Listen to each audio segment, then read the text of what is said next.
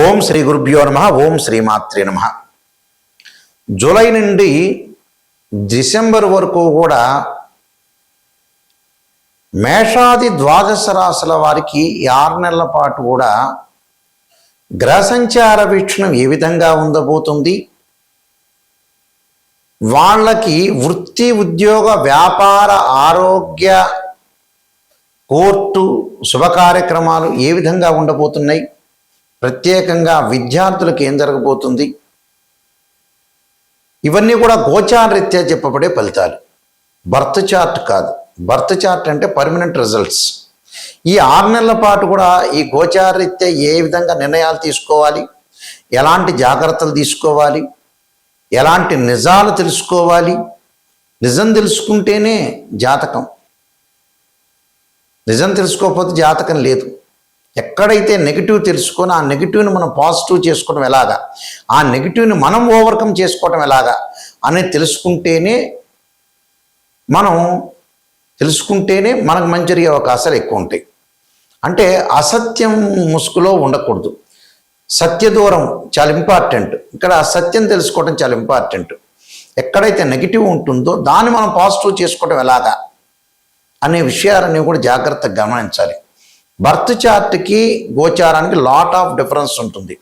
పదే పదే నేను ప్రేక్షకులు చెబుతున్నాను, గోచారం వేరు, బర్త్ చార్ట్ వేరు. అదొక సెక్షను, ఇదొక సెక్షను. అది లైఫ్ లాంగ్ ప్రిడిక్షన్, ఇది కొంతవరకు ప్రిడిక్షన్. ఎప్పుడు కూడా గోచారం అనే 20% రిజల్ట్ ఇస్తుంది. బర్త్ చార్ట్ ఏమిటి అని అంటే లైఫ్ లాంగ్ రిజల్ట్ ఇస్తుంది.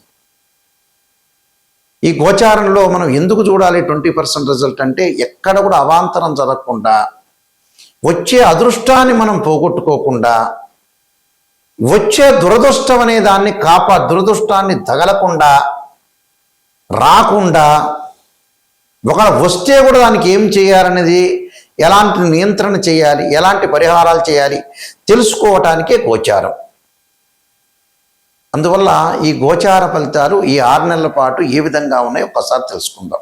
ఈ 6 నెలల పాటు కూడా గ్రహగమన గతుల్ని మనం చూసుకునేటట్టయితే, సూర్యగ్రహము మిథున రాశి నుంచి మిథునము, కర్కాటకం, సింహం, అలానే కన్య, తుల, వృశ్చికము, ధనస్సు రాశిలో సంచారం చేస్తుంటారు.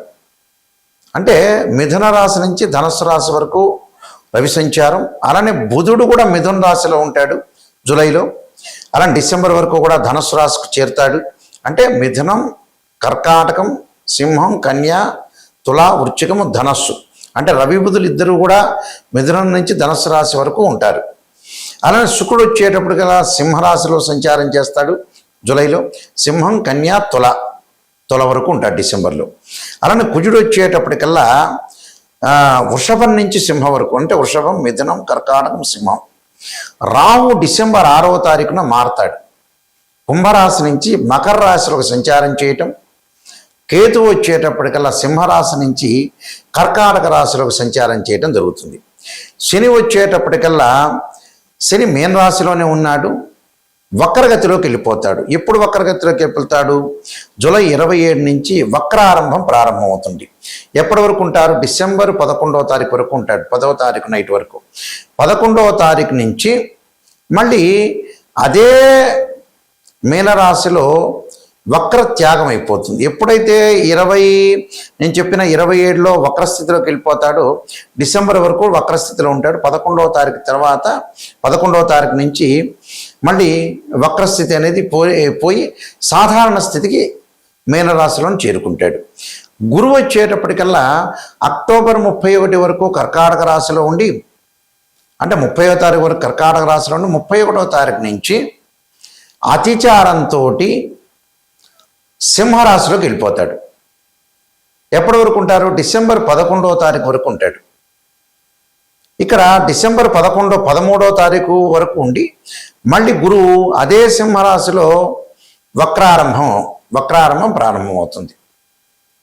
ఇక్కడ వక్రారంభం అనేది ప్రారంభమవుతుంది. కాబట్టి ఇక్కడ ఈ స్థానాల్లో ఈ గ్రహాలు ఉండటం వల్ల ఎలాంటి ఫలితాలు జరగబోతున్నాయో మనం తెలుసుకుందాం. 6 నెలల పాటు కూడా కన్యారాశి వారికి 6 నెలల పాటు ఏ విధంగా ఉండబోతుంది? కన్యారాశి వాళ్ళకి లాభంలో గురువు ఉండటం వల్ల చాలా అనుకూలమైన ఫలితాలు జరుగుతాయి. అంటే కన్యారాశి వాళ్ళకు ఆర్థిక పరంగా పుంజుకుంటారు, లావాదేవీలు ఉంటాయి. ఎప్పటి వరకు? అక్టోబర్ 31 వరకు. అక్టోబర్ 31 తర్వాత అంటే ఏదైతే మనకి జూన్ 2 నుంచి గురువు మారాడో అక్టోబర్ 31 వరకు అనుకూలంగా ఉంటుంది. అక్టోబర్ 31 తర్వాత మళ్ళీ అతిచారంతో సింహరాశిలో గురువు సంచారం వల్ల ఈ రాశి వారికి కొద్దిగా ఆర్థిక పరంగా డబ్బులు ఖర్చు పెట్టే అవకాశాలు ఎక్కువ ఉంటాయి. ఆర్థిక పరంగా డబ్బులు ఖర్చు పెట్టే అవకాశాలు ఉంటాయి కాబట్టి కొద్దిగా జాగ్రత్తగా ఉండండి. 31 నుంచి మళ్ళీ డిసెంబర్ 13 వరకు లావాదేవీల విషయంలో కొద్దిగా జాగ్రత్త ఉండండి. అంటే డబ్బులు వస్తాయి, వచ్చినా కూడా ఖర్చు పెట్టే అవకాశాలు ఎక్కువగా ఉన్నాయి. కాబట్టి డబ్బును నియంత్రణ చేసుకొని ముందుకు వెళ్ళండి. అందువల్ల ఇలాంటి విషయాలు కొద్దిగా జాగ్రత్తగా ఉండాలి. ఎందుకంటే ఆర్థిక పరంగా పుంజుకుంటున్నామని చెప్పినా కూడా డబ్బులు ఖర్చు చేసే అవకాశాలు ఎక్కువగా ఉంటాయి. కాబట్టి అక్టోబర్ 31 నుంచి డిసెంబర్ 13 వరకు జాగ్రత్త ఉండండి ఫైనాన్షియల్ పరంగా, లావాదేవీల విషయంలో. అలానే వివాహ శుభ కార్యక్రమాలు చేసే అవకాశాలు బాగా ఎక్కువ ఉంటాయి. మళ్ళీ డిసెంబరు 7వ తారీఖు నుంచి మళ్ళీ కేతువు మారుతాడు. కేతు వచ్చేటప్పటికల్లా వీళ్ళకి సింహరాశిలో సంచారం వల్ల లాభం కలుగుతుంది. పిత్రార్జితం బాగా కలిసి రావటం, కోర్టు సమస్యలు తగ్గించుకుంటారు. అలానే అనేక లాభాలు, రియల్ ఎస్టేట్ రంగం వాళ్ళకు కూడా అనేక లాభాలు, ఇళ్ళు కొనుగోలు చేయటం, పొలాలు కొనుగోలు చేయటం, ఆస్తులు పెంచుకునే అవకాశాలు ఎక్కువ ఉంటాయి. అలానే డిసెంబర్ 6వ తారీఖున మళ్ళీ రాహువును మనం చూసుకునేటట్టయితే కుంభరాశిలో సంచారం. షష్టమంలో రాహు ఉండటం వల్ల శత్రువులు మిత్రులుగా మారిపోతారు. విదేశాలకు వెళ్ళటం వంటి ఆర్థిక పరంగా ఉండే లావాదేవీలు అనుకూలంగా ఉంటాయి. అంటే టోటల్గా ఆర్థిక పరంగా లావాదేవీలు అనుకూలంగా ఉంటే ఆకస్మికంగా ధనలాభం కలగటం, ఆర్థిక సంబంధమైన విషయాలు చాలా అనుకూలంగా ఉంటుంది. డిసెంబర్ 7 తర్వాత వాళ్ళకి స్థానచలనం జరిగే అవకాశాలు ఎక్కువగా ఉంటాయి. అంటే ఉద్యోగంలో మార్పులు, ప్రమోషన్స్ వస్తాయి, వేరు చోట్లకు వెళ్తారు. వ్యాపార పరంగా కూడా వేరు చోట్లకు వెళ్ళే అవకాశాలు ఎక్కువ ఉంటాయి. అనేక లాభాలు కలిగే అవకాశాలు, విదేశాలకు వెళ్ళే అవకాశాలు ఎక్కువ ఉంటాయి. ఈ శని యొక్క బలం వల్ల ఎక్కడైతే వీళ్ళకి జూలై నుంచి కొద్దిగా వక్రారంభం ప్రారంభమైందో అప్పటి నుంచి కూడా వీళ్ళకి అనేక లాభాలు కలుగుతాయి. శని మారటం, వక్రారంభం వల్ల కూడా వీళ్ళకి అనేక లాభాలు కలగటం, విదేశాలకు వెళ్ళటం ఒకటి, ఆరోగ్యపరంగా ఇబ్బందులు లేకుండా ఆరోగ్యపరంగా అనుకూలంగా ఉంటుంది, కీర్తి ప్రతిష్టలు బాగా పెరగటం ఒకటి, లావాదేవీలు అనుకూలంగా ఉండటం ఒకటి, ప్రతి పనిలో కూడా విజయం సాధించే అవకాశాలు ఎక్కువగా ఉంటాయి. కాబట్టి ఈ 6 నెలల పాటు ఎక్కువ % అనేది ఈ కన్యారాశి వాళ్ళకి చాలా బాగుంటుందని చెప్పుకోవచ్చు. అలానే కొన్ని పరిహారాల్లో ముఖ్యంగా చేయాల్సింది ఏమిటి అని అంటే విష్ణు సహస్రనామ పారాయణం చేయాలి, లలితా సహస్రనామ పారాయణం చేయాలి. శుక్రుడికి అంతరిక్ష దేవత అయిన కమలాదేవి యొక్క స్తోత్ర పారాయణం చేయటం చాలా మంచిది. భగడాముఖి యొక్క స్తోత్రం చదువుకోవటం, అలానే కార్తవీర్యార్జునుడి యొక్క స్తోత్రాన్ని చదువుకోవటం, అలానే గోధుమలు దానం చేయాలి. పెసలు దానం చేయటం వల్ల కూడా వీళ్ళకి మంచి అవకాశాలు ఖచ్చితంగా ఉంటాయి. ప్రధానంగా ఇవన్నీ కూడా గోచారరీత్యా చెప్పబడే ఫలితాలు అంటారు. అంటే గ్రహాల యొక్క మార్పును మనం చూసుకునేటట్టయితే మేజర్ గ్రహాలైన గురువు, శని, రాహు, కేతులు, నేను ఇందాక చెప్పినట్టుగా రవి, బుధ గ్రహాలు ఒక రాశి నుంచి మరో రాశికి మారటం, కుజుడు మారటం, శుక్రుడు మారటం, ఈ మార్పుల వల్ల, గురువు శని మార్పుల వల్ల ఇలాంటి ఫలితాలు జరిగే అవకాశం ఉంటుంది. ఇవన్నీ కూడా గోచారరీత్యా చెప్పబడే ఫలితాలు. బర్త్ చార్ట్కి గోచారానికి లాట్ ఆఫ్ డిఫరెన్స్ ఉంది. గోచారం అంటే 20% సపోర్ట్, అంటే చెడు జరుగుతుందా మంచి జరుగుతుందా, వృత్తి, ఉద్యోగ, వ్యాపారాలు, ఆరోగ్యము, వివాహము, విద్య, వైద్యము, ఈ విషయాలు ఏ విధంగా ఉండబోతుంది అనేది గోచార పరంగా మనం ఎలాంటి నిర్ణయాలు తీసుకోవాలి, ఎలాంటి నిర్ణయాలు తీసుకోకూడదు, ఎలాంటివి అనుసరించాలి, ఎలాంటివి అనుసరించకూడదు చెప్పబడేవే గోచారం అంటారు. అంటే మనం నడిచే నడకలో ఎలాంటి మార్పులు వస్తాయి, ఎలాంటి నిర్ణయాలు తీసుకోవాలి, ఇది ఈ 6 నెలల పాటు ఎలాంటి పొరపాటు చేయకూడదు.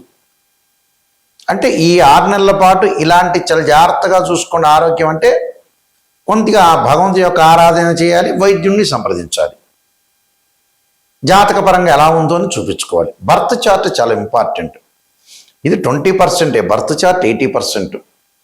చాలామంది కూడా బర్త్ చార్ట్ పరిశీలన చేసేటప్పుడు కేవలం మాకు గురువు గారండి ఇలా రాశిచక్రం అండి ఈ లగ్నంలో ఇది ఉందని చెబుతారు. అది కాదండి. రాశిచక్రంలోనే మకర రాశిలో గురువు 5 డిగ్రీలో ఉంటే నీచ, తర్వాత పరమనీచ. కొన్ని గ్రహాలకు ఉచ్చ నీచ స్థితులు ఉంటాయి. ఎన్ని డిగ్రీల వరకు ఉచ్చ, ఎన్ని డిగ్రీల వరకు నీచ, ఏ దృష్టి ఉంది, కేవలం రాశిచక్రమే చూడటం కాదు, 16 డివిజనబుల్ చార్ట్స్ ఉంటాయి. అవన్నీ పరిశీలన చేయాలి. అంటే ఒక అమ్మాయికి కానీ అబ్బాయికి కానీ వివాహం జరగట్లేదంటే రాశిచక్రము, నవాంశము, భావచక్రంలో మధ్యవాన్ని కూడా తీసుకోవాలి. ప్రారంభము, మధ్యము, అంత్యము అంటారు చివరిలోనే. ఎన్ని డిగ్రీల్లో క్యాలిక్యులేషన్ చేయాలి, దశలు ఎలా ఉన్నాయి, అంతర్దశలు ఎలా ఉన్నాయి, ఇవన్నీ చూడాలి. దశలు, అంతర్దశలు, వీలైతే ప్రాణదశలు, ఇవన్నీ కూడా చాలా ఇంపార్టెంట్. ఇవి చూడాలి. ఈ చక్రాలను మ్యాథమెటికల్ క్యాలిక్యులేషన్ వేయాలి. ఇలాంటివన్నీ చూసిన తర్వాతే మనం జాతకాన్ని చెప్పాలి. అలానే ద్వాదశ భావాధిపతులు ఉంటారు. తను భావానికి రవి అని, ద్వితీయ భావానికి గురువు అని, తృతీయ భావానికి కుజుడని, చతుర్థ భావానికి చంద్రుడు బుధుడని, అలా పంచమ భావానికి గురువు అని,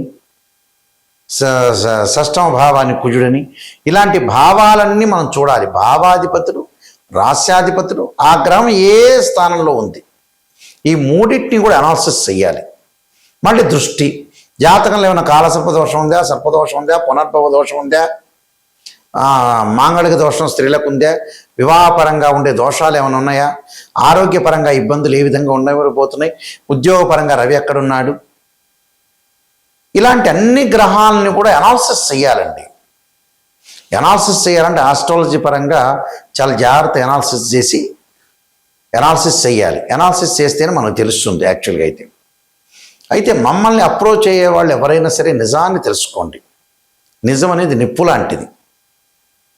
అంటే ఎక్కడైతే నెగిటివ్ ఉంటుందో దాన్ని మనం పాజిటివ్ చేసుకోవాలి.